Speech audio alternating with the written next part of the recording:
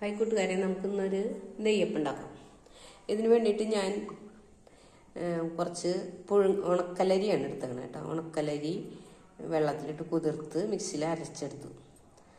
അതിനോടൊപ്പം ശർക്കര ഉരുക്കിയതും കുറച്ച് മൈദപ്പൊടിയും ചേർത്തിട്ടുണ്ട്. ഇനി ഇതിലേക്ക് നമുക്ക് ചിലർ തേങ്ങ കൊത്തിയൊക്കെയാണ് ഇടാറ്, പക്ഷെ ഞാൻ ഇതിൽ തേങ്ങ ചിരണ്ടി വറുത്തിടാമെന്നാണ് വിചാരിക്കുന്നത് കേട്ടോ.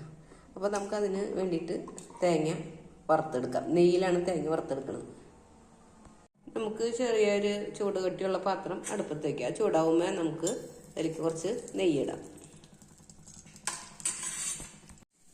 നമ്മളപ്പോൾ തേങ്ങ വറുത്തെടുത്തിട്ടുണ്ട് കേട്ടോ.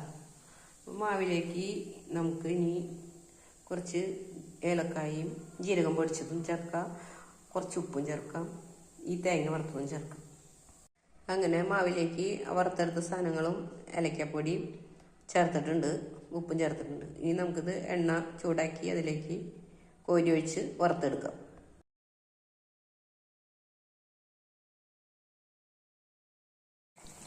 ഒരു വശം വന്നു കഴിയുമ്പോൾ നമുക്ക് മറിച്ചിടാം കേട്ടോ. നമ്മുടെ നെയ്യപ്പം ഇവിടെ റെഡി ആയിട്ടുണ്ട് കേട്ടോ. നിങ്ങളെല്ലാവരും ട്രൈ ചെയ്ത് നോക്കണം. എൻ്റെ ചാനലൊന്ന് സപ്പോർട്ട് ചെയ്യുന്നു കേട്ടോ.